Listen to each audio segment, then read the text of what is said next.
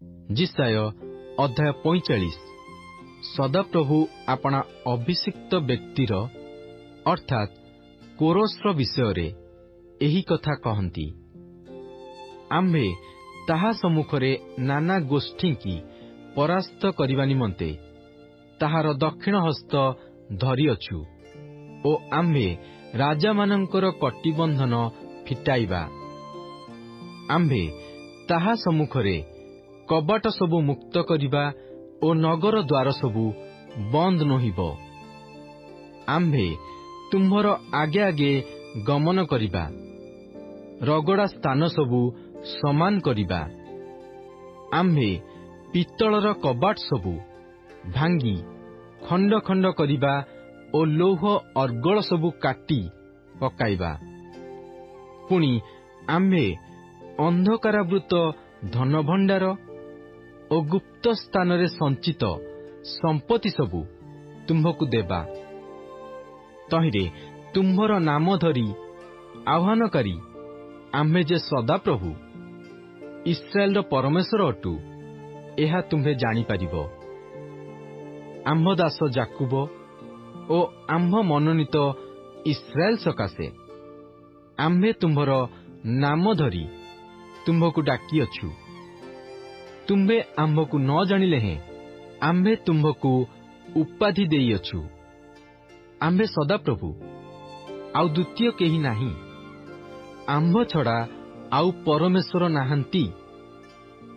तुम्हे आम्भकु न जानिले हें आम्भे तुम्हर कटिबंधन करिबा। तहिरे आम्भ छड़ा जे आउ केही नाही एहा सूर्योदयर स्थानरु पश्चिम दिग पर्यंत लोके जानिबे। आम्भे सदाप्रभु आउ द्वितीय केही नाही। आम्भे दीप्ति निर्माण करू ओ आम्भे अंधकार सृष्टि करू। आम्भे शांति रचना करू, अनिष्ट सृष्टि करू। आम्भे सदाप्रभु एहा सबु साधन करू। हे आकाशमंडल, तुम्हे माने उपररू वर्षण कर, मेघमाल धर्मवृष्टि करू, जेपरि परित्राण उत्पन्न हेब। एथिपाई पृथ्वी विदीर्ण हेउ ओ से धार्मिकता एकत्र अंकुरित कराऊ। आम्भे सदाप्रभु एहा सृष्टि करिअछु। जे अपना सृष्टिकर्तांक संगे विरोध करे से संतापर पात्र। पृथ्वीर खपरा मध्यरे खंडे खपरा मात्र। मृत्तिका कौन तार गढ़िबा लोककु कहिब, तुम्हे कौन निर्माण करुअछ? अबा तुम्हर कर्म कौन कहिब, ताहार हस्त नाही? जे पिता को कहे तुम्हे कौन जन्माउअछ? अबा स्त्री लोककु कहे तुम्हे कौन प्रसव करुअछ? से संतापर पात्र। सदाप्रभु इस्राएल धर्मस्वरूप ओ ताहार निर्माणकर्ता एही कथा कहती। आगामी घटनार विषय आम्भकु पचार। तुम्हे माने आम्भ संतानगणर विषय ओ आम्भ हस्तकृत कर्म विषय आम्भकु आदेश दियो। आम्भे पृथ्वी निर्माण करिअछु ओ तही मध्यरे मनुष्यर सृष्टि करिअछु। आम्भे आम्भर हस्त ही आकाश मंडल विस्तीर्ण करिअछि ओ तहिर सकल सैन्य सामंतंकु आम्भे आज्ञा देइअछु। आम्भे धर्मरे ताहाकु उत्पन्न करिअछु ओ आम्भे ताहार सकल पथ सरल करिबा। से आम्भर नगर निर्माण करिबो ओ से आम्भर निर्वासित लोकमानंकु छाड़ीदेव। मूल्य निमंते कि बा पुरस्कार निमंते नुहे, एहा सैन्याधिपति सदाप्रभु कहती। सदाप्रभु एही कथा कहती। मिसरर परिश्रमर ओ कुशर वाणिज्यर फल ओ दीर्घकाय सबाय माने तुम्ह निकटकू आसिबे ओ तुम्हर हेबे। सेमाने तुम्हर पश्चातगामी हेबे। श्रृंखल बद्ध होई सेमाने आसिबे ପୁଣି ସେମାନେ ତୁମ୍ଭକୁ ପ୍ରଣାମ କରିବେ ଓ ନିବେଦନ କରି କହିବେ, ନିଶ୍ଚୟ ପରମେଶ୍ୱର ତୁମ୍ଭ ମଧ୍ୟରେ ଅଛନ୍ତି, ତାହାଙ୍କ ବିନୁ ଆଉ କେହି ନାହିଁ, ଆଉ କେହି ପରମେଶ୍ୱର ନାହାନ୍ତି। ହେ ତ୍ରାଣକର୍ତ୍ତା, ଇସ୍ରାଏଲର ପରମେଶ୍ୱର, ତୁମ୍ଭେ ନିଶ୍ଚୟ ଆତ୍ମଗୋପନକାରୀ ପରମେଶ୍ୱର ଅଟ। ସେମାନେ ଲଜ୍ଜିତ ହେବେ, ହଁ, ସେ ସମସ୍ତେ ଘାବରା ହେବେ। ପ୍ରତିମା ନିର୍ମାଣକାରୀ ସମସ୍ତେ ଏକା ସଙ୍ଗେ ଅପମାନଗ୍ରସ୍ତ ହେବେ। ମାତ୍ର ଇସ୍ରାଏଲ ସଦାପ୍ରଭୁଙ୍କ ଦ୍ୱାରା ଅନନ୍ତକାଳ ସ୍ଥାୟୀ ପରିତ୍ରାଣ ପ୍ରାପ୍ତ ହେବ। ତୁମ୍ଭେମାନେ ଯୁଗ ଯୁଗାନ୍ତ ଯାଏ ଲଜ୍ଜିତ କିଏ ବା ଘାବରା ହେବ ନାହିଁ। କାରଣ ଆକାଶମଣ୍ଡଳର ସୃଷ୍ଟିକର୍ତ୍ତା ସଦାପ୍ରଭୁ ଏ ରୂପ କହନ୍ତି, ସେ ପରମେଶ୍ୱର ଅଟନ୍ତି।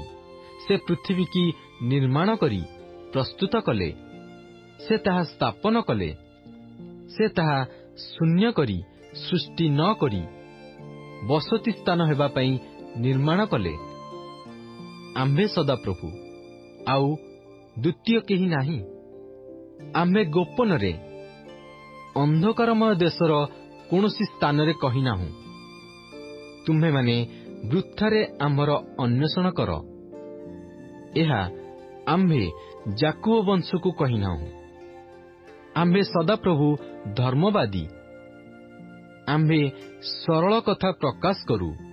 ହେ ନାନା ଗୋଷ୍ଠୀ ମଧ୍ୟରୁ ରକ୍ଷାପ୍ରାପ୍ତ ଲୋକମାନେ, ତୁମ୍ଭେମାନେ ଏକତ୍ର ହୋଇ ଆସ, ଏକ ସଙ୍ଗେ ନିକଟକୁ ଆସ।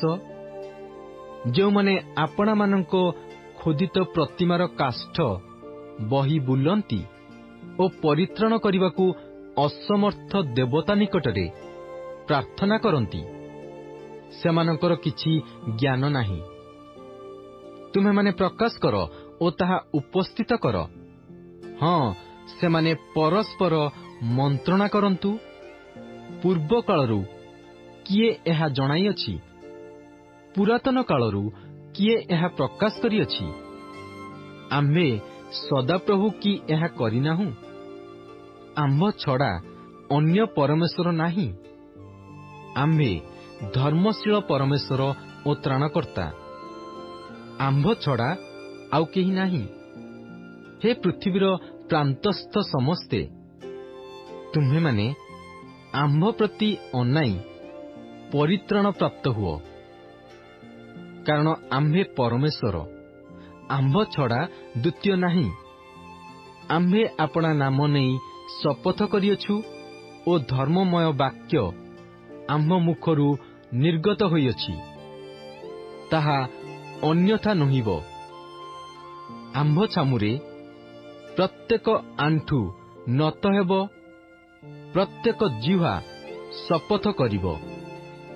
ଲୋକେ ଆମ୍ଭ ଉଦ୍ଦେଶ୍ୟରେ କହିବେ, କେବଳ ସଦାପ୍ରଭୁଙ୍କଠାରେ ଧାର୍ମିକତା ଓ ଶକ୍ତି ଅଛି।